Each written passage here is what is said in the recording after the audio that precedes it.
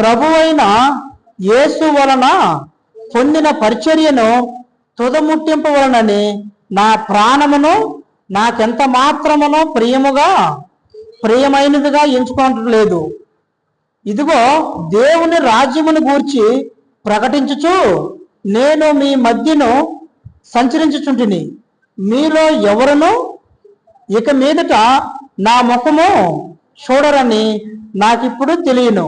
కాబట్టి మీలో ఎవరి నాశనము విషయమైనను నేను దోషిని కానని నేడు మిమ్మును సాక్ష్యము పెట్టుచున్నాను.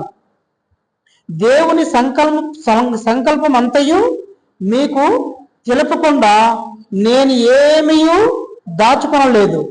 దేవుడు తన స్వరక్తమిచ్చి సంపాదించిన తన సంఘమును కాయటకు పరిశుద్ధాత్మ మిమ్మును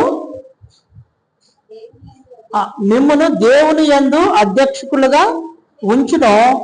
ఆ యావత్తు మందను గూర్చియు మీ మట్టుకు మిమ్మును గూర్చియు జాగ్రత్తగా ఉండుడి. నేను వెళ్ళిపోయిన తర్వాత క్రూరమైన తోడేళ్ళు మీలో